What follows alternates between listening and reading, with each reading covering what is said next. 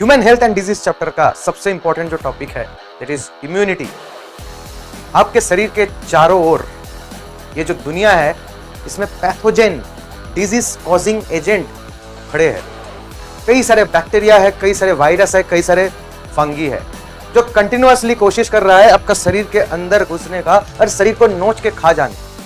लेकिन आपके पास कुदरत ने एक ऐसा सिस्टम ऑलरेडी इंस्टॉल करके आपको भेजते हैं जब आप धरती में पैदा होते हैं या पैदा होने के बाद जब आप एनवायरनमेंट से इंटरेक्ट करते हैं। बायोलॉजिकल सिस्टम या आप खुली हवा में बायोलॉजिकली इसलिए सांस ले पा रहे हैं क्योंकि आपके शरीर के अंदर कुछ सोल्जर मौजूद है जिसको हम लोग इम्यूनिटी या इम्यून सिस्टम का पार्ट कहते हैं। हाँ, आज एकदम मजा आने वाला है इम्यूनिटी ये जो टॉपिक में। तो इम्यूनिटी अपने शरीर का वो सिस्टम है जो कि पैथोजन से, डिजीज के अटैक से हम लोगों को रक्षा करते, वो रक्षक कवच है हम लोगों के शरीर का। चलिए इम्यूनिटी का डेफिनेशन लिखते हैं।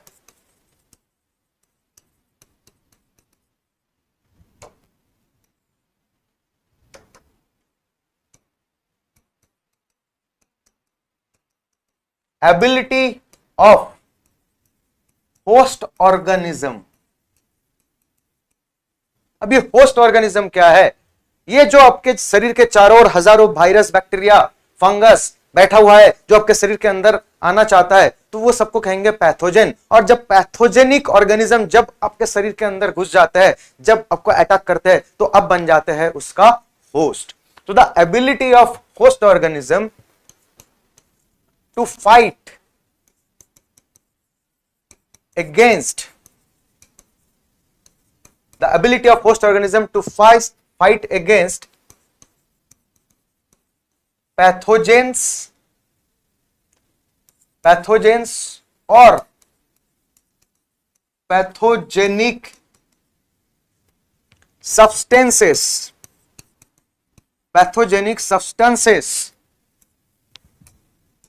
conferred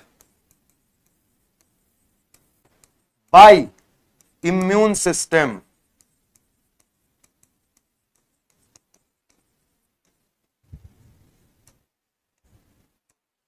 तो ये इम्यून सिस्टम क्या है? यही आपके बॉडी के अंदर का सोल्जर्स है। तो आपके शरीर का या आपका जो एबिलिटी, आपका जो कैपेसिटी, आप होस्ट ऑर्गेनिज्म हो, आपको किसके अगेंस्ट में जंग लड़ना है? आपको जंग लड़ना है, you have to fight against pathogen, red flag. Pathogen वो ऑर्गेनिज्म है जो आपको मारना चाहता है, जो आपके शरीर के अंदर बीमारी पैदा करना चाहता है। या पैथोजेनिक सब्सटेंसेस, पैथोजन जब आपको अटैक करना चाह रहा है, शरीर के अंदर घुस के वो कुछ प्रोटीन्स बनाते हैं, हो सकता है कुछ ग्लाइकोप्रोटीन्स बनाता है, बहुत सारे जहर बनाता है, टॉक्सिन बनाता है, जिसको हम लोग एंटीजन के नाम से बुलाते हैं। तो या तो पैथोजन से बचाएगा आपका इम्यूनिटी और उसका एंटीजेनिक सब्सटेंस से बचाते हैं। ये इम्यूनिटी का क्या हो गया? इम्यूनिटी का डेफिनेशन हो गया। अच्छा, अब इम्यूनिटी का डेफिनेशन या इम्यूनिटी के बारे में या इम्यून सिस्टम के बारे में पढ़ने के लिए पहले हम लोगों को आपके हम लोग के शरीर के अंदर झांक के देखना है कि शरीर के अंदर ऐसा क्या क्या चीज है जिसके वजह से, जिसके दम पे हम कह सकते हैं कि हम लोग सक्सेसफुली पैथोजन से, बैक्टीरिया वायरस से लड़ रहे हैं। बैक्टीरिया वायरस 90% समय या कह सकते हैं 99.99% टाइम में वो फेल हो रहा है। बाकी जो 0.1% जो उसको मौका मिल रहा है, अपॉर्चुनिटी मिल रहा है, तभी हम लोगों को बीमार गिरा देता है। ठीक है, सैकड़ों बैक्टीरिया आपको अटैक कर रहा है, आप बीमार नहीं गिर रहे हो क्योंकि आपके शरीर के पास इम्यूनिटी है। तो इसलिए कहते हैं 99.99% टाइम में आपका इम्यूनिटी आपको बचाते हैं। बस वो 0.1% जहां पे आपका इम्यूनिटी चूक जाता है या जहां पे आपका इम्यूनिटी, जिस दिन आपका इम्यूनिटी कमजोर हो जाता है, आप मानो कि सही से खाना नहीं खा रहे हो, सही से एक्सरसाइज नहीं कर रहे हो, आपका लाइफस्टाइल सही नहीं है, तो उस मौका का फायदा, मौके में चौका मारने का कोशिश करते हैं ये पैथोजेंस हमेशा।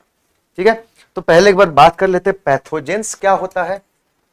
इम्यूनिटी के बारे में बात करने जा रहे हैं तो पैथोजेंस के बारे में भी बात करना पड़ेगा, क्योंकि पैथोजेंस हमारे मूवी का विलेन है और हमारे मूवी का हीरो है आपका इम्यून सेल्स या इम्यून सिस्टम्स या इम्यूनोलॉजिकल बैरियर्स।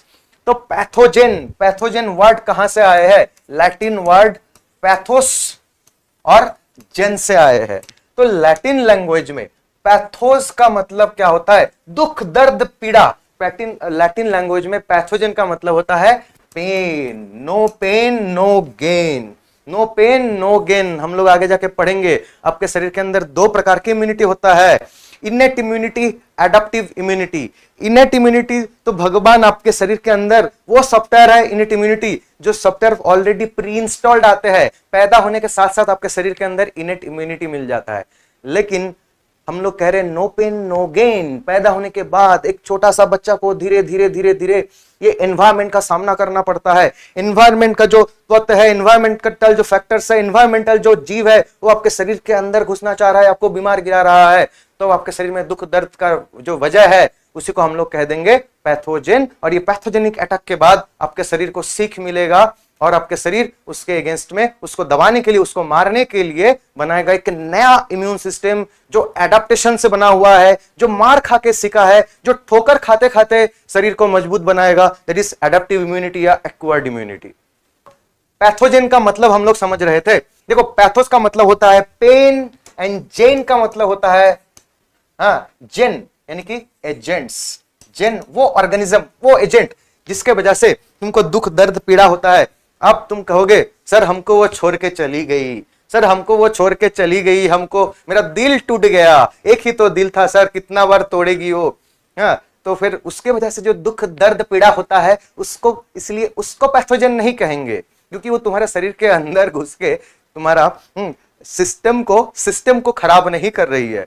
वो थोड़ी बोली थी तुमको कि आओ मेरे प्यार में समाओ, वो तो आप गए थे पढ़ाई लिखाई छोड़ के, ठीक है, बोले थे उसके प्यार में गिर गए थे। तुम मेरे दिल की धड़कन हो, तुम मेरी आवाज हो, तुम मेरी जुबान हो। उधर कोने में खड़ा होकर आपका ऐसे नोट देख रहे हैं, ठीक है, अच्छा वो तेरा दिल की धड़कन है। तो हम तो एमए इधर बैठ के, तो वो जो आपको दुख दर्द देख के आपके दिल को तोड़ के चली गई है उसको पैथोजन नहीं कहेंगे। पैथोजन उसी को कहा जाएगा जो एजेंट, जो ऑर्गेनिज्म जनरली आपके शरीर के अंदर घुस जाते हैं, जनरली वो एंडोपैरासाइटिक नेचर के होते हैं, और फिर आपको आपके शरीर के अंदर इतने सारे जहर बनाएगा कि आप बीमार गिर जाओगे। डिजीज्ड पर्सन आपको कहा जाएगा तब, ठीक है। ऐसे दिल के मरीज को नहीं कहा जाएगा। दिल के मरीज जो बनते हो जिनके वजह से, उन एजेंट को पैथोजन नहीं कहेंगे।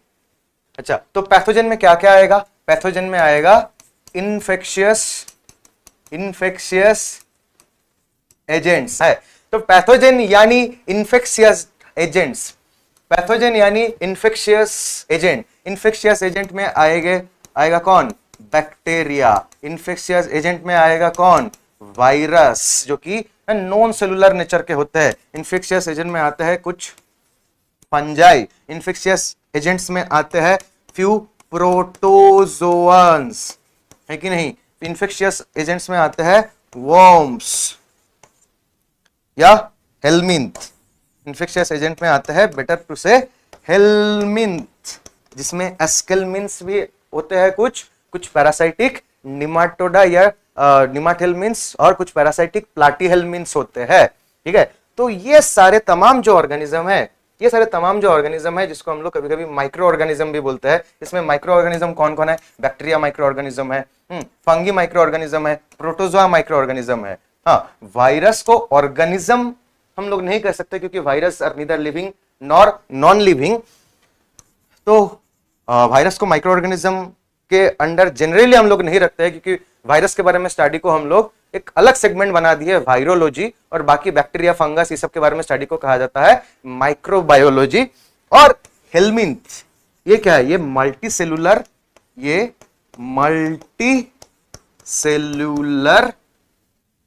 पैरासाइट्स होते हैं, या मल्टी सेलुलर पैथोजन इसको कहोगे। कुछ फंगी भी मल्टी सेलुलर हो सकता है, जैसे कि फंगी यूनिसेलुलर भी हो सकता है, फंगी मल्टी सेलुलर भी हो सकता है। तो पैथोजन के बारे में बेसिक बातें जो है करनी थी वो कर लिए। नेक्स्ट, WBC के बारे में भी, व्हाइट ब्लड कॉर्पसेल्स या ल्यूकोसाइट्स के बारे में भी कुछ बेसिक बातें हम करना चाहेंगे, क्योंकि आपके इम्यून सिस्टम का नींव बनाते हैं आपका व्हाइट ब्लड कॉर्पसेल्स। अच्छा, ये व्हाइट ब्लड कॉर्पसेल्स कहां पे बनते हैं? व्हाइट ब्लड कॉर्पसेल्स आपके बोन मैरो में या रेड बोन मैरो में बनते हैं by the process of leucopoiesis.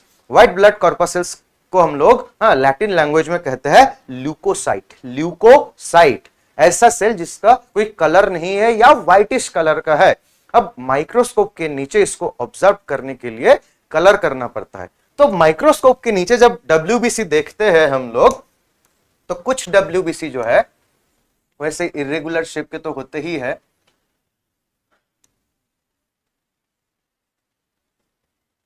कुछ डब्ल्यूबीसी जो होते हैं जिनके साइटोप्लाज्म में ऐसे डॉटेड स्ट्रक्चर देखने को मिलता है जो बेसिकली ग्रैन्यूल्स है, एंजाइम से भरा हुआ ग्रैन्यूल्स है।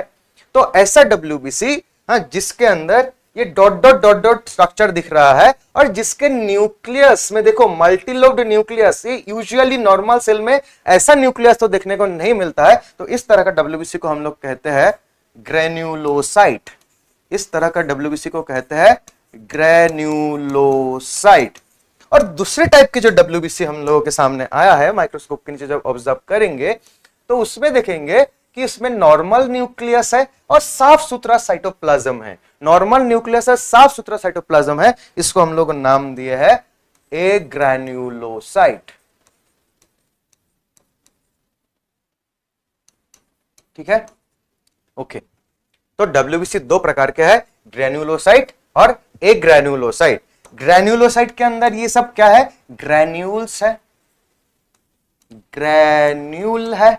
ये ग्रैन्यूल क्या है? जैसे आपको अगर गुस्सा आता है, ठीक है, आपके सामने जो भी आता है उसको तोड़ फोड़ करते हो, कभी कभी मोबाइल तोड़ देते हो, कभी कभी फ्लावर वास तोड़ देते हो, कभी कभी बर्तन तोड़ देते हो, कभी कभी ग्लास का जो कोई शीशा तोड़ देते हो गुस्से में आके। तो ठीक उसी तरह से जब डब्ल्यूबीसी को भी गुस्सा आता है, डब्ल्यूबीसी को कब गुस्सा आएगा?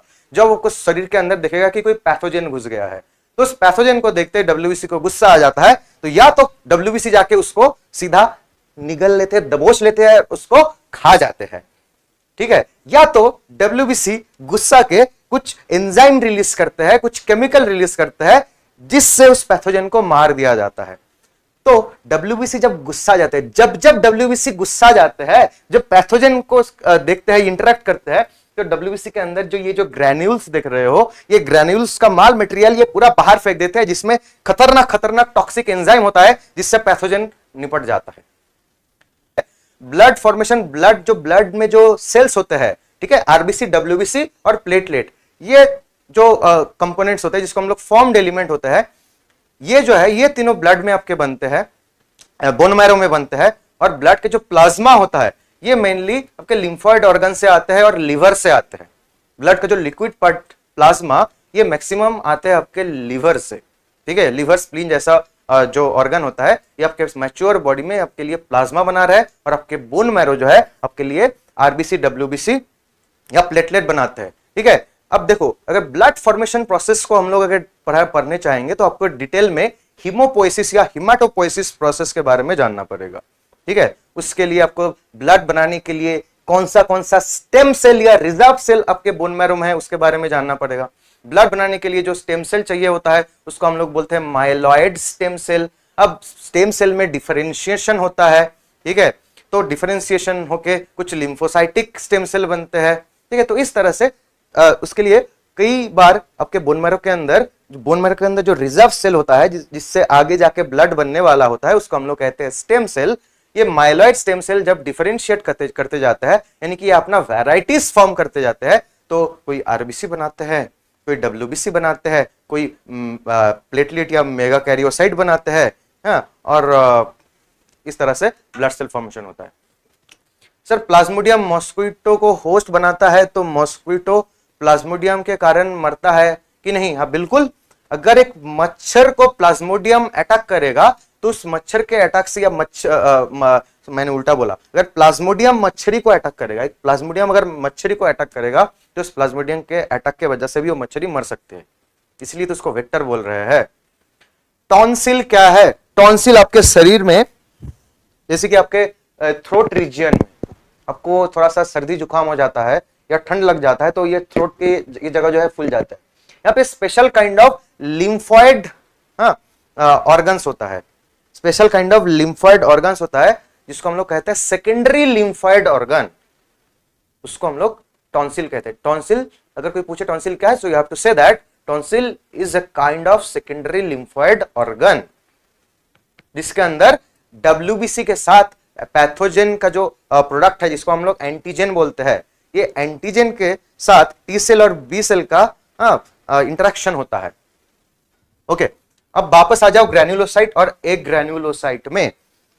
अब आपके शरीर के अंदर सोल्जर तैयार करना पड़ेगा, तो सबसे पहले ग्रैन्युलोसाइट का बात करते हैं। ग्रैन्युलोसाइट के अंदर का जो ग्रैन्यूल है, वो जब बाहर आ जाते हैं, तो उस ग्रैन्यूल के अंदर जो टॉक्सिन है, उस ग्रैन्यूल के अंदर जो एंजाइम्स है, जिसकी वजह से पैथोजन मर जाएगा। ग्रैन्युलोसाइट 3 प्रकार के होते हैं, न्यूट्रोफिल, बेसोफिल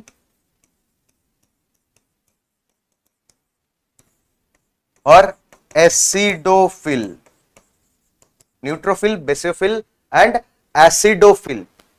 न्यूट्रोफिल ये मोस्ट अबंडेंट डब्ल्यूबीसी है। न्यूट्रोफिल फैगोसाइटिक नेचर का होता है, फैगोसाइटिक नेचर का होता है। आपके शरीर में कहीं पे भी अगर इंफेक्शन होता है, तो सबसे पहले जो पहुंचता है उसको थ्रेट देने के लिए, उसके साथ लड़ने के लिए, दैट इज योर न्यूट्रोफिल। ये एमीबा जैसा चल सकता है, तो this is one type of amoeboid WBC, जिसको हम लोग कहते हैं फैगोसाइटिक सेल। जिस सेल के पास खाना खाने का क्षमता है या कोई भी चीज को निगल लेने का क्षमता है अमीबा जैसा, उस सेल को हम लोग कहते हैं फैगोसाइटिक सेल, क्योंकि वो फैगोसाइटोसिस कर रहा है। बेसोफिल जो है, बेसोफिल आपके ब्लड में मौजूद डब्ल्यूबीसी में से सबसे रेयरेस्ट डब्ल्यूबीसी होता है बेसोफिल। अब इसका नाम बेसोफिल इसलिए है क्योंकि बेबी को बेस पसंद है, क्योंकि जब डब्ल्यूबीसी को कलर करते हो माइक्रोस्कोप के नीचे देखने के लिए, तो बेसोफिल को बेसिक स्टेन से कलर करना पड़ता है, इसलिए उसको बेसोफिल कहा गया है। एसिडोफिल को एसिडिक स्टेन से, योसिन से कलर करना पड़ता है, इसलिए उसको एसिडोफाइल कहा गया है, या योसिनोफिल भी उसको कहते हैं। अब मुद्दा यह है कि इम्यूनिटी में हम ये क्यों बता रहे हैं। बेसोफिल जो है, बेसोफिल को गुस्सा आने पे ये क्या क्या चीज रिलीज कर सकता है, आपको पता होनी चाहिए। बेसोफिल रिलीज कर सकते हैं इम्यूनिटी से रिलेटेड हिस्टामाइन और सेरोटोनिन और हेपरिन। तो बेसोफिल हिस्टामाइन रिलीज कर सकता है, सेरोटोनिन रिलीज कर सकता है, हेपरिन रिलीज कर सकता है, और कई सारे फैक्टर रिलीज कर सकता है जो इन्फ्लामेशन के लिए रिस्पॉन्सिबल है।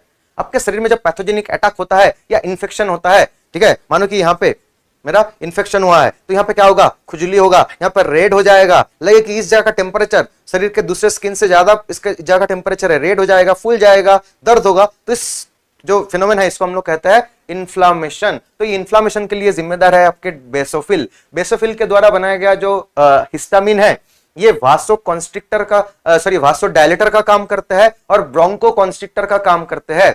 एलर्जी वगैरह में आपका शरीर में हिस्टामिन रिलीज होता है, ठीक है। सेरोटोनिन उल्टा काम करता है, ये वासो कॉन्स्ट्रिक्टर का काम करता है। हिस्टामिन वासो डायलेटर का काम करेगा, सेरोटोनिन वासो कॉन्स्ट्रिक्टर का काम करता है। और हेपरिन जानता है कि ये एंटी कोआगुलेटिंग एजेंट होता है। हेपरिन की वजह से आपके शरीर के अंदर आपका खून जो है वो जम नहीं जाता है। एसिडोफाइल एक स्पेशल काइंड ऑफ डब्ल्यूबीसी होता है। ये ख्याल रखता है कि आपके शरीर में एलर्जिक रिएक्शन को अगर हो गया तो कैसे कम किया जाए। एलर्जिक रिएक्शन को कम करने के लिए आपके शरीर में एसिडोफाइल होता है, इसलिए इसको एंटी एलर्जिक बोला गया है, इसको एंटी एलर्जिक डब्ल्यूबीसी बोला गया है एसिडोफाइल को, ठीक है। और एसिडोफाइल का और एक इंपॉर्टेंस है, आपके शरीर में जब हेलमिंथ अटैक होता है, आपके शरीर में एस्कारियसिस हो गया है, यानी कि एस्कारिस का अटैक हुआ है, या आपके शरीर में उचरेरिया फाइलेरियासिस हाथी पाव बीमारी हुआ है आपको, तो आपके शरीर एसिडोफिल का प्रोडक्शन को बढ़ा देते हैं, क्योंकि इसका काम होता है, एसिडोफिल का काम क्या होता है, जो मल्टी सेलुलर पैथोजेन है यानी कि हेलमिंथ, इसके अगेंस्ट में रेजिस्टेंट तैयार करना। तो एसिडोफिल फाइट अगेंस्ट किसके अगेंस्ट में फाइट करता है, मल्टी सेलुलर पैथोजेंस। जब आपके शरीर में एस्करियोसिस या फाइलेरियोसिस जैसा बीमारी हो जाता है, तब आपके शरीर में एसिडोफिल का प्रोडक्शन को बढ़ा दिया जाता है। हाँ, सर्जन एक्वाटिक एलर्जी होता है तो पेशेंट पानी कैसे पीता है? अब उस जिस पानी पी रहा था उसमें ऐसा कोई तत्व है, हाँ, उसमें ऐसा कोई एंटीजन है जो नॉर्मली दूसरे के लिए हार्मफुल होता है, लेकिन उसके शरीर के लिए वो इम्यून सिस्टम को चेतावनी देना स्टार्ट कर देते हैं। इम्यून सिस्टम उसको खतरा महसूस करता है उसको देखते ही।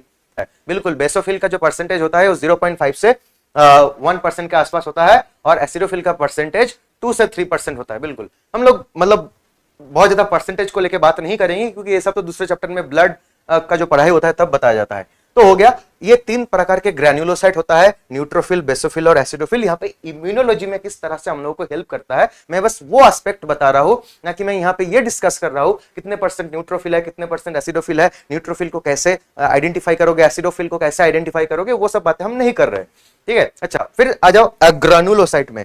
अग्रानुलोसाइट में आपको क्या देखने को मिलेगा? मोनोसाइट देखने को मिलेगा। अग्रानुलोसाइट में आपको देखने को मिलेगा lymphocytes, monocytes and lymphocytes.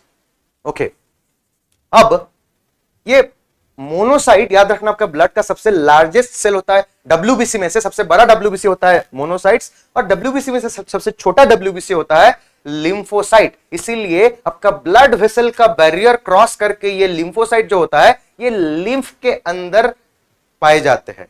Lymph एक कलरलेस लिक्विड होता है जिसको ब्लड फिल्टर करके बनाया जाता है। ब्लड को अगर फिल्टर करोगे तो इंटरस्टिशियल स्पेस में, यानी कि टिश्यू के बीच में जो खाली जगह होता है, उसमें जो कलरलेस फ्लूइड होता है, उसको हम लोग लिम्फ कहते हैं ना, उस कलरलेस फ्लूइड को, तो उसके अंदर लिम्फोसाइट का तादाद बहुत ज्यादा रहता है। ब्लड से लिम्फोसाइट भाग जाते हैं हाँ टिश्यू स्पेस में, तो इसीलिए उसमें जो कलरलेस फ्लूइड पाया जाता है उसको हम लोग लिम्फ कह रहे हैं।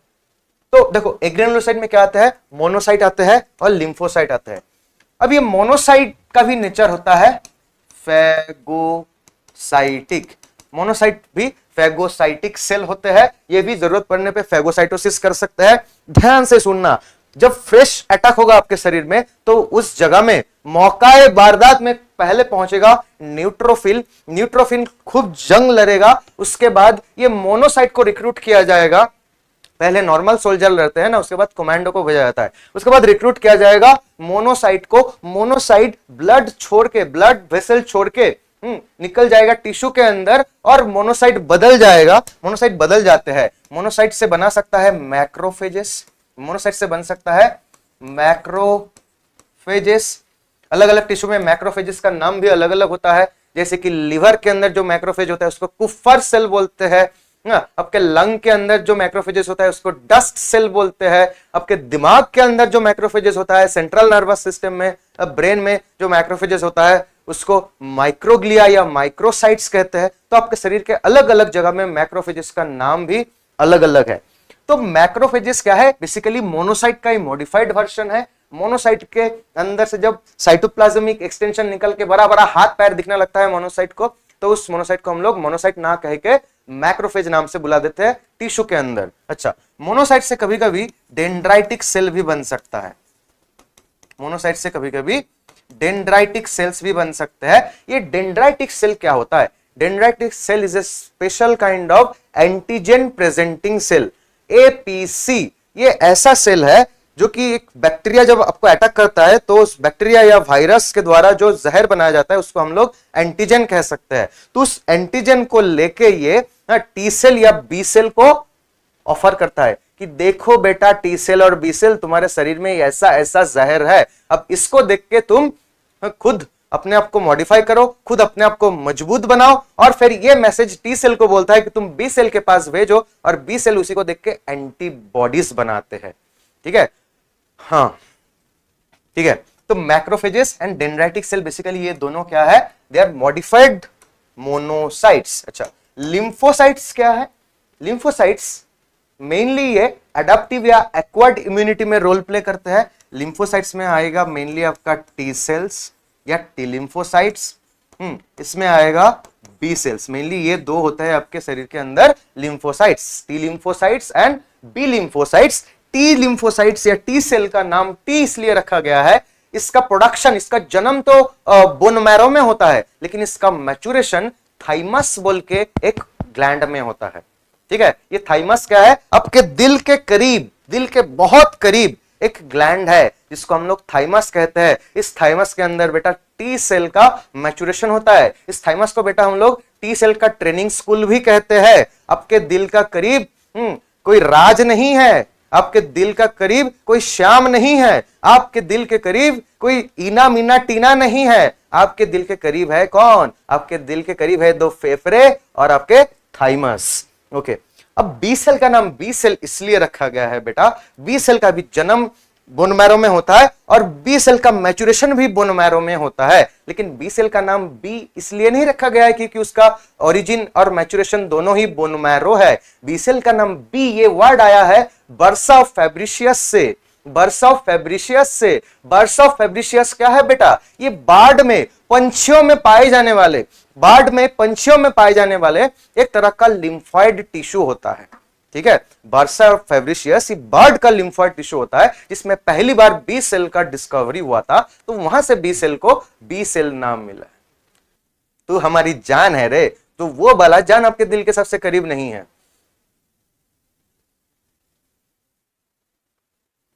ओके, चलो और एक टाइप का ग्रेनुलोसाइट भी पाया जाता है जिसको हम लोग कुछ इस नाम से पहचानते हैं, NK cell, natural killer cell. ये भी एक तरह का ग्रेनुलोसाइट सेल होता है। कोई कोई इसको लिम्फोसाइट के अंदर भी नेचुरल किलर सेल को मानते हैं। ठीक है, ओके, तो ये डब्ल्यूबीसी के बारे में एक बेसिक जानकारी था। नेक्स्ट हम लोग अभी पढ़ेंगे आपके शरीर के अंदर का इम्यून सिस्टम। तो इम्यूनिटी कहां से आते हैं? इम्यून सिस्टम से आते हैं। अच्छा, अब इम्यूनिटी जो है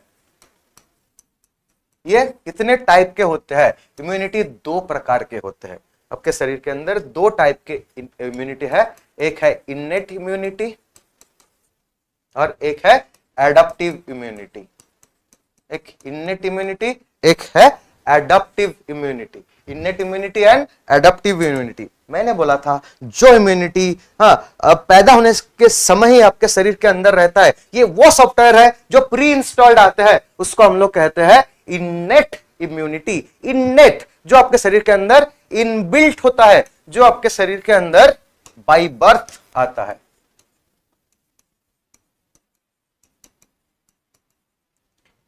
एडाप्टिव इम्यूनिटी वो इम्यूनिटी है जो बाय बर्थ नहीं होता है। यस, बिल्कुल, always there are sufficient time if you start. ठीक है, जब जगो तब सवेरा। बस आपको वो खुद पे वो यकीन होनी चाहिए, खुद पे वो भरोसा होनी चाहिए। ओके, ठीक है, एडाप्टिव इम्यूनिटी का बात करते हैं। बेटा adaptive immunity pre installed immunity नहीं है, ये जन्म से आपको मिलता नहीं है। अब पैदा होने के बाद जब नेचर से इंटरेक्ट करना स्टार्ट करते हैं, पैदा होने के बाद जब आप बीमार गिरते हैं, आपके शरीर में इन्फेक्शन होता है, तो इस इन्फेक्शन से मार खा के, इन्फेक्शन से सीख के आपके शरीर जो इम्यूनिटी पैदा करता है, इसको एडाप्टिव इम्यूनिटी या एक्वायर्ड, ACQUIR, एक्वायर्ड इम्यूनिटी कहते हैं। एडाप्टिव इम्यूनिटी को एक्वायर्ड क्यों कहा गया है? क्योंकि ये जन्म के साथ नहीं रहता है, ये आपको सीखना पड़ता है। ये ओल्ड हिंदी मूवी का हीरो जैसा होता है, ये ओल्ड हिंदी मूवी का हीरो जैसा होता है।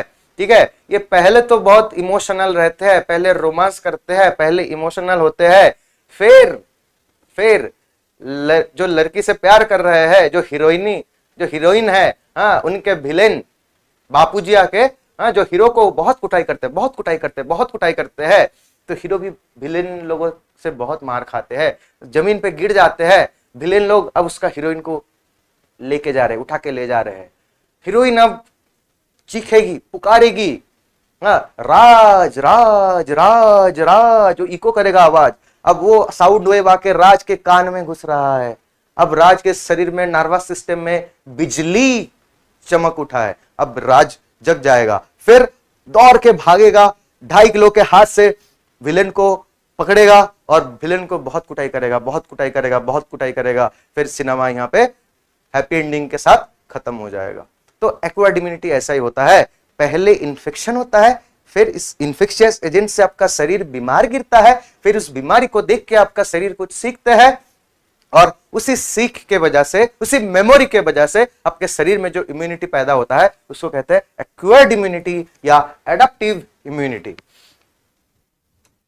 इनेट इम्यूनिटी का बेसिक फीचर क्या क्या होता है? इनेट इम्यूनिटी बेटा नॉन स्पेसिफिक होता है।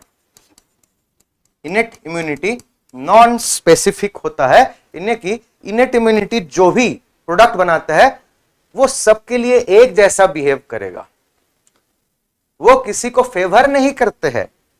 उसको लगे कि ये मेरा दुश्मन के झुंड है तो एकदम अंधाधुंध सबको मारना स्टार्ट करेगा। वो ये नहीं देखता है कि क्या बैक्टीरिया है, क्या वायरस है, क्या फंगस है, कौन मेरा है कौन तुम्हारा है, ये सबको मार देते हैं। ये हो गया innate immunity, that is called non specific, क्योंकि इसको सेल्फ और नॉन सेल्फ के बीच में डिफरेंशिएट करना आता ही नहीं है, इसलिए इसको बोला गया है बेटा नॉन स्पेसिफिक इम्यूनिटी। ये बाई बर्थ आता है, जन्म से ये मिलता है, इसके पास कोई भी मेमोरी नहीं होता है, नो मेमोरी। ठीक है, एक बार उसको मार के चला गया कोई, तो फिर होता है ना कि एक बार तुमको कोई मार के चला गया, तुम निहत्ते थे, हाँ, अब तुम क्या सोचोगे? रुक, अब तू रुक, अब तू रुक, अब तू देख जा रहा, अब उसको दिख गया, अब दिख जाइयो बेटा, हाँ। अब दूसरे बार जब उसको देख लेते हो, उसको घेर लेते हो, उसको पकड़ के अब बहुत कुटाई करते हो, बहुत मारते हो उसको। तो इनेट इम्यूनिटी के पास ऐसा मेमोरी नहीं होता है, एक बार उसको कोई मार के चला जाएगा, फिर से वापस वो मारने का कोशिश करेगा या तो खुद मार खाएगा। Memory, no memory is feature of innate immunity. अच्छा, अब आपके इनेट इम्यूनिटी कैसे काम करता है? ये कुछ बैरियर्स के माध्यम से काम करते हैं। It has 4 barriers. Innate immunity के पास 4 बैरियर होता है, 4 कवच होता है, जिसके दम पे वो पैथोजेनिक अटैक को रोकने का कोशिश करते हैं। ये 4 बैरियर क्या क्या होता है बेटा? पहला बैरियर है फिजिकल बैरियर, पहला बैरियर है फिजिकल बैरियर। दूसरा बैरियर है फिजियोलॉजिकल बैरियर, फिजियोलॉजिकल बैरियर। अब बोलोगे सर फिजिकल बैरियर और फिजियोलॉजिकल बैरियर में अंतर क्या है, डिफरेंस क्या है? फिजिकल बैरियर, ठीक है, आपके शरीर टिश्यू के बल पे, आपके शरीर का कोई स्पेशलाइज्ड टिश्यू जो है या टिश्यू एक पैथोजन को खुद से रोकने का कोशिश करते हैं, उसी को बोला जाता है फिजिकल बैरियर। आपके शरीर का कोई टिश्यू या सेल डायरेक्टली अगर आपके शरीर के अंदर का कोई टिश्यू अगर डायरेक्टली पैथोजन का अटैक को रोकने का कोशिश करते हैं तो उसको बोला जाएगा फिजिकल बैरियर। जैसे आपको कोई झापर मार दिया तो ये यहाँ पे जो फोर्स अप्लाई हुआ तो ये आपको किसको सहना पड़ा? आपका स्किन को सहना पड़ा। स्किन किस तरह का टिश्यू से बना होता है? स्ट्रेटिफाइड कंपाउंड एपिथेलियल टिश्यू से बना हुआ होता है।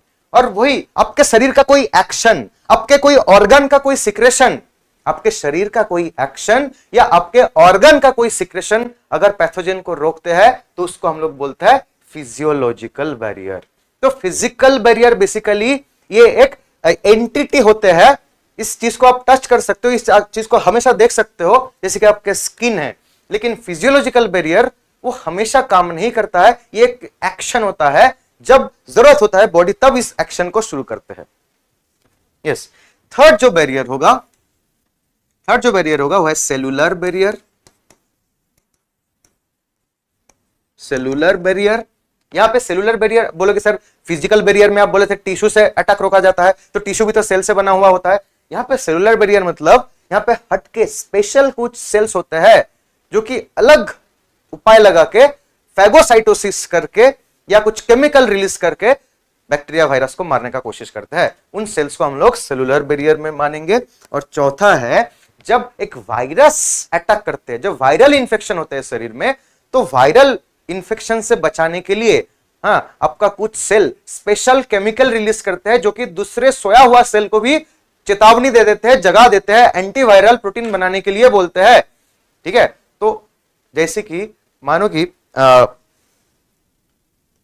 आपको कोई अटैक किया, आपको आके खूब मारा, आप चाहते हो कि मेरा दोस्त, मुझे जो मारा ये मेरा दोस्त लोगों को भी मार सकता है, तो तुमने क्या किया?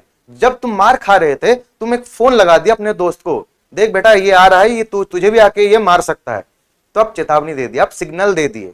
आप खुद तो मार खाए हो, लेकिन आप सोचे कि मैं भी मार खाया हूं, तो मैं अपना दोस्त को बचाना चाहता हूं, तो तुम सिग्नल दिए, मैसेज भेजे, ताकि तुम्हारा दोस्त लोग वहां से भाग जाए या दोस्त लोग अपना सेफ होने का जोन वो खुद ढूंढ ले।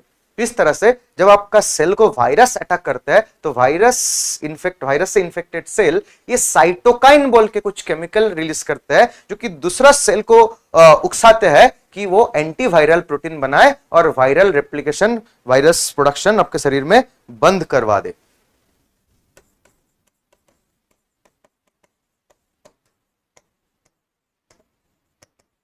तो ये 4 तरह के बैरियर्स होते हैं आपके इनेट इम्यूनिटी में। अब एडेप्टिव इम्यूनिटी में क्या क्या चीज रहता है बेटा? एडेप्टिव इम्यूनिटी का फीचर क्या रहता है? एडेप्टिव इम्यूनिटी का सबसे पहला फीचर है इसका मेमोरी। एक बार अगर आके कोई आपको मार के गया है तो आप फिर ठुकरा के मेरा प्यार, मेरा इंतकाम देखेगी। हाँ, मतलब अब आप जिम शिम शुरू कर दिए हो, आपको आके कोई मार के चला गया है, अब आप जिम शुरू कर दिए हो, मस्कुलर बॉडी बना लिए हो, ठीक है, उसके बाद अब तो दिख जाइयो बेटा, ठीक है। अब दोबारा वो अगर मारने के लिए आएगा तुमको, अब तुम जिम शिम करके अपना बॉडी को एकदम स्ट्रॉन्ग ताकतवर बना लियो, डोले सोले बना लियो। अब अगर उसको, वो जो बंदा तुमको पहली बार मार के गया था, तो दोबारा तुमको मारने आएगा तो तुम उसका टांग तोड़ दोगे, तुम अब उससे ज्यादा ताकतवर बन चुके हो। तो इसको कहा जाता है मेमोरी। अब इम्यून सिस्टम का मेमोरी क्या है? इम्यून सिस्टम पहली बार तो ऐसे रहेगा, जी हुजूर ये शरीर को अटैक कर रहे हो तो करके हमको मार के चले जाओ गांधी जी, एक गाल पे मारे है दूसरा गाल आगे कर दो, तो मार के चला गया उसका, ठीक है, आपका शरीर बीमार गिर गया।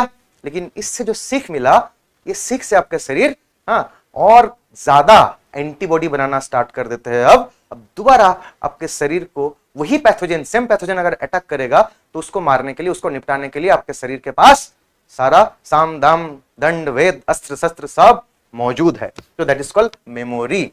नेक्स्ट, इसका जो और एक इंपॉर्टेंट फैक्टर है, फीचर है एक्वायर्ड इम्यूनिटी का, दैट इज स्पेसिफिसिटी।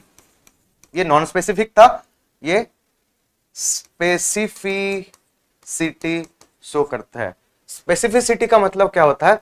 स्पेसिफिसिटी का मतलब ये जानते हैं किसको मारना है, ये सबके लिए एक जैसा बिहेवियर नहीं करेगा, ये अलग अलग वायरस के लिए, अलग अलग बैक्टीरिया के लिए अलग अलग उपाय निकालेगा उसको मारने के लिए। अच्छा, नेक्स्ट क्या है? कैन डिफरेंशिएट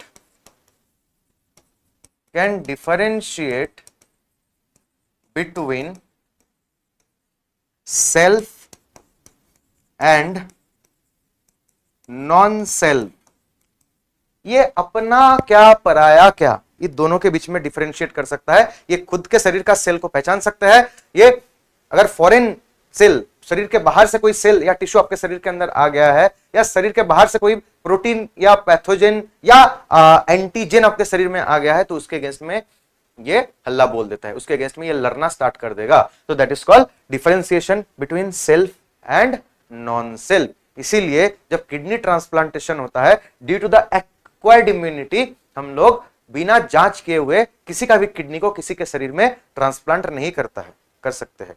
इसलिए आपके पास 2 किडनी है, दोनों किडनी खराब हो चुका है, तो पहले डॉक्टर क्या करेगा, आपके शरीर में जिस प्रकार के एंटीजन बनाया जाता है आपके WBC द्वारा, आपके ल्यूकोसाइट्स के द्वारा, वैसा ही मिलता जुलता एंटीजन अगर दूसरे किसी के इम्यून सेल्स भी बनाते हैं, तो फिर उसके शरीर से हम लोग किडनी को निकाल के आपके शरीर में या मेरे शरीर में ट्रांसप्लांट कर सकते हैं।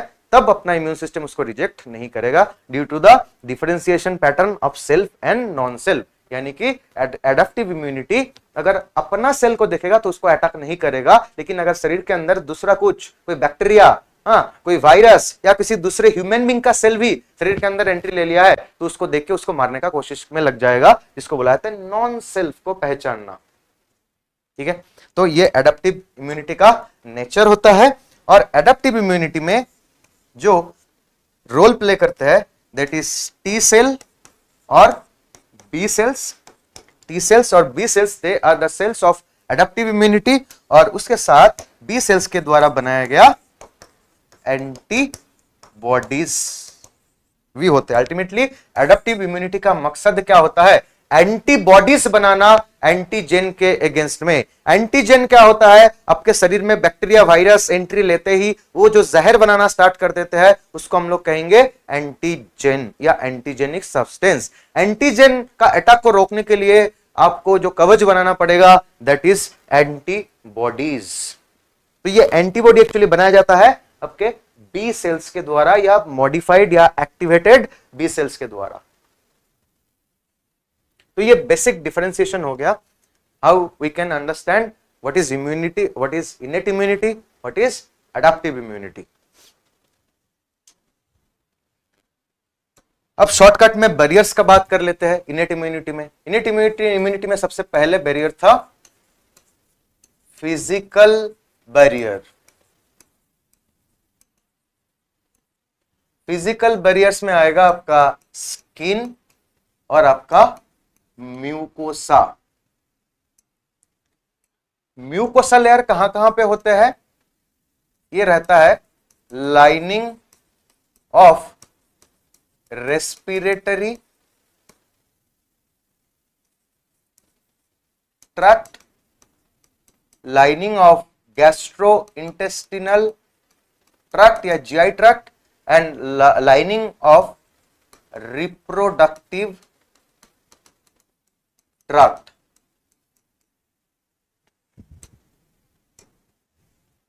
Next physiological barrier. Physiological barrier, physiological barrier में आते हैं आपके शरीर का पीएच, जैसे कि स्टमक में जो है HCl रिलीज होता है, इस चीज से बैक्टीरिया को मारा जा सकता है। देन आपके शरीर में कुछ सिक्रेशन होता है जैसे कि सलाइवा, टीयर, आंसू। तो सलाइवा और टीयर में क्या रहता है? यहाँ पे लाइजोजाइम बोल के एंजाइम रहता है जिसके पास एंटी माइक्रोबियल प्रॉपर्टी होता है। और फिजियोलॉजिकल बैरियर में फीवर भी हो सकता है। आप में जब इंफेक्शन होता है you will be suffering from fever, you will be suffering from fever, ये भी फिजियोलॉजिकल बैरियर में ही आएगा। या तो आपके कान में जो ईयर वैक्स या सेरुमेन बनाया जाता है, कान के अंदर जो कान साफ करते हो जो वैक्सी सब्सटेंस निकलता है वो भी काइंड ऑफ फिजियोलॉजिकल बैरियर ही होता है। ठीक है, ओके। नेक्स्ट क्या है? फिजियोलॉजिकल बैरियर के बाद आएगा सेलुलर बैरियर। सेलुलर बैरियर्स में आते हैं phagocytic cell, phagocytic cells. Phagocytic cells कौन कौन है? न्यूट्रोफिल है और मोनोसाइट है। मोनोसाइट का मॉडिफाइड वर्जन होता है आपका मैक्रोफेजेस। उसके बाद आएगा PMNL, polymorphonuclear leukocyte. PMNL में यही आएगा आपका जो ग्रेन्युलोसाइट था, ग्रेन्युलोसाइट सेल्स को ही हम लोग PMNLs बोलते हैं, जिसमें एसिडोफिल, बेसोफिल और न्यूट्रोफिल आते हैं। ठीक है, और सेलुलर बैरियर में हम लोग काउंट करेंगे नेचुरल किलर सेल को भी। नेचुरल किलर सेल को भी हम लोग सेलुलर बैरियर में काउंट करते हैं। नेचुरल किलर सेल को जब महसूस होता है कि आपके शरीर में एबनॉर्मल सेल का ग्रोथ हो रहा है, नेचुरल किलर सेल कभी कभी ट्यूमर को देखते ही इस ट्यूमर सेल को special kind of chemical release करके उसको मार देते हैं, जैसे कि पार्फोरिन वगैरह, पार्फोरिन, ग्रैंजाइम, ये स्पेशल काइंड ऑफ केमिकल्स होता है जो कि नेचुरल किलर सेल से रिलीज होता है, जो ट्यूमर सेल को या कई सारे पैथोजेनिक सेल को मार सकता है। फोर्थ जो बैरियर है ये साइटोकाइन बैरियर्स होते हैं। साइटोकाइन बैरियर्स कौन रिलीज करते हैं? रिलीज्ड बाय, याद रखना है, released by virus infected cells. Virus infected cells के द्वारा साइटोकाइन बैरियर बनाया जाता है। ये क्या रिलीज करते हैं? Virus infected cell releases interferons. Virus infected cell interferon release करते हैं, और ये इंटरफेरॉन, मानो कि ये जो सेल है ये एक सीधा साधा सा भोला भाला सा एक सेल था, जिसको क्या किया, जिसको कुछ वायरस ने अटैक किया। ये वायरस से पीड़ित सेल है। अब ये बेचारा सेल जब खतरे में आ गया तो ये क्या करेगा, ये कुछ केमिकल रिलीज करेगा, जिसको हम लोग साइटोकाइन कह सकते हैं। इसमें इसका एक एग्जांपल है साइटोकाइन का, इंटरफेरॉन्स।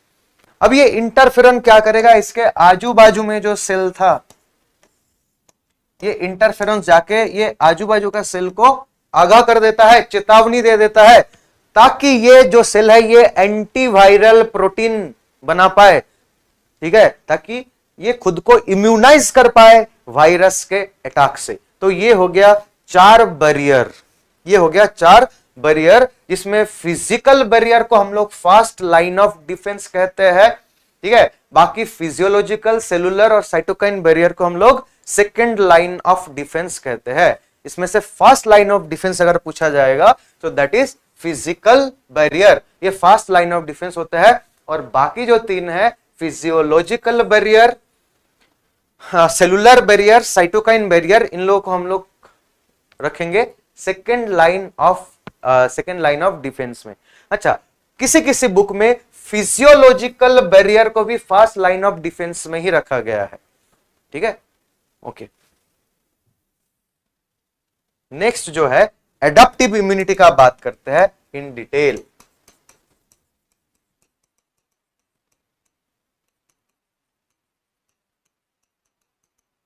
तो एडाप्टिव इम्यूनिटी जो है, इसका थोड़ा मेमोरी जो पैटर्न है उसको लेके बात करें। मेमोरी का मतलब होता है आपके शरीर के अंदर जब पैथोजेनिक अटैक हो रहा है तो आपके शरीर धीरे धीरे उसके अंदर एंटीबॉडी प्रोडक्शन स्टार्ट कर देते हैं। फिर कुछ दिन बाद ये एंटीबॉडी का कंसंट्रेशन आपके शरीर में कम हो जाएगा, लेकिन अगर दोबारा अटैक होगा फिर आपके शरीर कुछ ज्यादा ही मात्रा में एंटीबॉडी बना लेते हैं। तो ये फर्स्ट जो पॉइंट है, यहां पे क्या हुआ है, यहां पे अटैक हुआ था, first attack of any pathogen. तो उस अटैक के अगेंस्ट में आपके शरीर क्या बनाया है, एंटीबॉडी बनाए हैं। ये जो एक्सिस है ये बताता है आपके शरीर में कितना एंटीबॉडी बन रहा है, ठीक है। ये जो एक्सिस है ये बताता है आपके शरीर में कब पैथोजेनिक अटैक हो रहा है, ये टाइम को बताता है। तो ये पॉइंट जो है ये फर्स्ट अटैक को बताता है, फर्स्ट इन्फेक्शन को बताता है, फर्स्ट अटैक या फर्स्ट इन्फेक्शन बोल सकते हो। अच्छा, तो उसके अगेंस्ट में शरीर बहुत कम मात्रा में एंटीबॉडी बनाए हैं, ठीक है, ओके। अब ये जो पॉइंट है, इस पॉइंट को हम लोग मान रहे हैं कि सेकेंड या कॉन्करेंट अटैक, फिर से ये पैथोजेन, सेम पैथोजेन, यही पैथोजेन आपको अटैक किया है, लेकिन आपके शरीर में पहला अटैक को स्टडी करके आपका शरीर कुछ मेमोरी सेल बना के रखा था, मेमोरी बी सेल और मेमोरी टी सेल, जिसके पास ये पहला अटैक का सारा मेमोरी मौजूद है। तो अब आपके शरीर को बहुत ज्यादा टाइम नहीं लगेगा, ये बहुत फर्स्ट क्या करेगा, आपके शरीर के अंदर बहुत सारा एंटीबॉडी बना लेते हैं, ठीक है। तो ये पहला जो रिस्पॉन्स है, जब शरीर फर्स्ट अटैक के बाद कम एंटीबॉडी बनाए है, इसको हम लोग बोलते हैं प्राइमरी रिस्पॉन्स। और जब सेकेंड या थर्ड अटैक या उसके बाद अगर अटैक हुआ है वही पैथोजेन का, तो आपके शरीर जब बहुत सारा एंटीबॉडी बना देते हैं तुरंत उस इंफेक्शन के बाद, तो उसको हम लोग बोलेंगे सेकेंडरी या एनाम्नेस्टिक रिस्पॉन्स। तो ये ग्राफ आपको याद रखना है। ये ग्राफ क्या बताता है कि फर्स्ट अटैक के बाद आपके शरीर में मेमोरी सेल बन जाता है। अब ये एडाप्टिव इम्यूनिटी में जो रोल प्ले कर रहा है, फर्स्ट जो है that is your B cells. ये बी सेल्स के द्वारा जो आपको इम्यूनिटी मिलता है उसको हम लोग बोलते हैं एंटीबॉडी मेडिएटेड इम्यूनिटी, AMI, और humoral immunity. Antibody mediated immunity या ह्यूमोरल इम्यूनिटी, क्योंकि आपके बी सेल जब एक्टिवेट हो जाते हैं तो बी सेल से बनता है प्लाज्मा सेल, और प्लाज्मा सेल बनाता है, B cell basically produces antibodies. Antibodies को हम लोग इम्यूनोग्लोब्युलिन कहते हैं, जिसको हम लोग शॉर्टकट में आईजी भी कह सकते हैं। और ये एंटीबॉडीज कहां पे चला जाएगा प्रोडक्शन के बाद? ये चला जाएगा आपके बॉडी फ्लूइड के अंदर, बॉडी फ्लूइड के अंदर। तो बॉडी फ्लूइड को हम लोग ह्यूमोर कह सकते हैं, इसीलिए एंटीबॉडी मेडिएटेड इम्यूनिटी को ह्यूमोरल इम्यूनिटी भी कहा गया है। ठीक है, अब एंटीबॉडी कितने टाइप के हो सकते हैं? एंटीबॉडी आईजी डी हो सकता है, आईजीए हो सकता है, आईजीएम हो सकता है, आईजीजी हो सकता है, आईजीई हो सकते हैं। आपको ये वर्ड याद रखना है, डैमेज। पैथोजन से क्या होता है? डैमेज होता है। पैथोजन या एंटीजन से क्या होता है? डैमेज होता है। एंटीजन के अगेंस्ट में आपके बी सेल क्या बनाते हैं? एंटीबॉडीज बनाता है। तो डी से याद रखना है आईजीडी, ए से आईजीए, एम से आईजीएम, जी से आईजीजी, ई से आईजीई। ये 5 टाइप ऑफ प्रिंसिपल एंटीबॉडीज आपके शरीर में बनते हैं, जिसमें सबसे मोस्ट अबंडेंट, सबसे अधिक मात्रा में जो एंटीबॉडी बनाया जाता है दैट इज आईजीजी। और ये सबसे छोटा, सबसे स्मॉलेस्ट एंटीबॉडी भी होता है, और ये एकलौता एंटीबॉडी है जो कि प्लासेंटल बैरियर क्रॉस करके एक मदर के शरीर से उनके जो फिटस है उसके शरीर तक पहुंच सकते हैं। आईजीडी कहां पे होता है? आपके बी सेल के सरफेस में होता है। आईजीए कोलोस्ट्रम, सलाइवा, म्यूकस या मदर मिल्क में पाया जाता है। क्या? आईजीए। आईजीएम क्या है? आईजीएम ये सबसे लार्जेस्ट एंटीबॉडी है, सबसे बड़ा साइज का एंटीबॉडी है।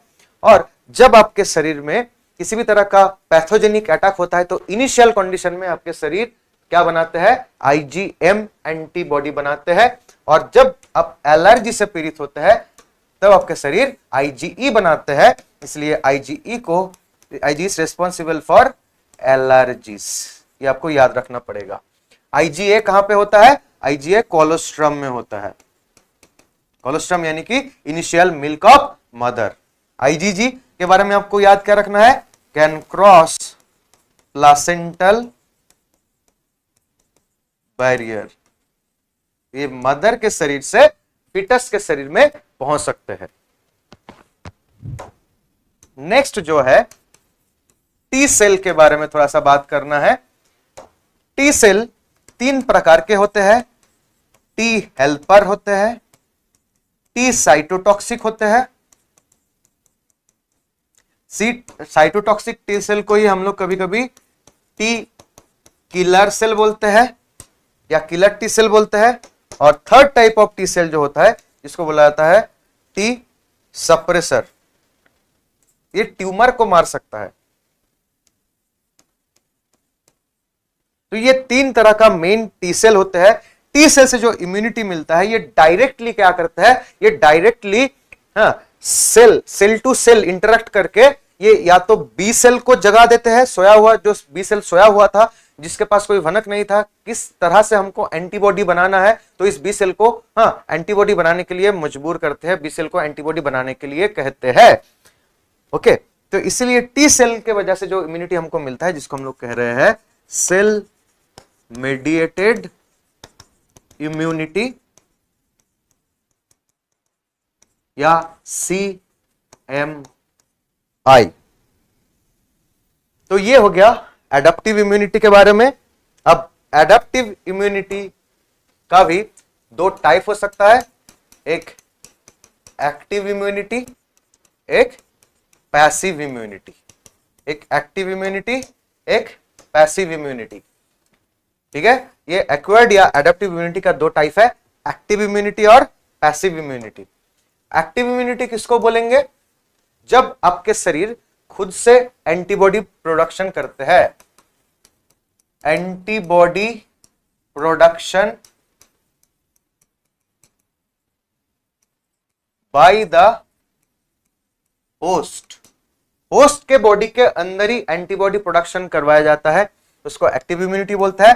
पैसिव इम्यूनिटी मानो कि किसी दूसरे ह्यूमन से या दूसरे एनिमल से आप एंटीबॉडी उधार लिए हो, ठीक है। इसको हम लोग कह सकते हैं बोरोइंग, बोरो मतलब उधार लेना, बोरोइंग एंटीबॉडीज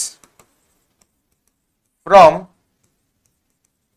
अदर ह्यूमन और एनिमल, दूसरे एनिमल या दूसरे ह्यूमन के शरीर में जो एंटीबॉडी बना है वो प्यूरिफाई करके तुम्हारे शरीर में इनपुट करवाया गया है, ठीक है। एक्टिव इम्यूनिटी में क्या होता है, नेचुरल इन्फेक्शन होता है, नेचुरल इन्फेक्शन, तब आपके शरीर नॉर्मली एंटीबॉडी बनाएगा।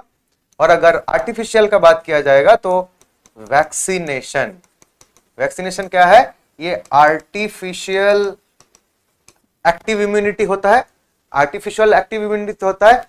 वैक्सीन में बेसिकली हीट किल्ड या एटेन्यूएटेड वायरस या बैक्टीरिया आपके शरीर में इंजेक्ट किया जाता है या आपको पिलाया जाता है, तो आपके शरीर उसके रिस्पॉन्स में कुछ एंटीबॉडी बनाते हैं। पैसिव इम्यूनिटी में अगर नेचुरल बात करेंगे तो दैट इज कोलोस्ट्रम,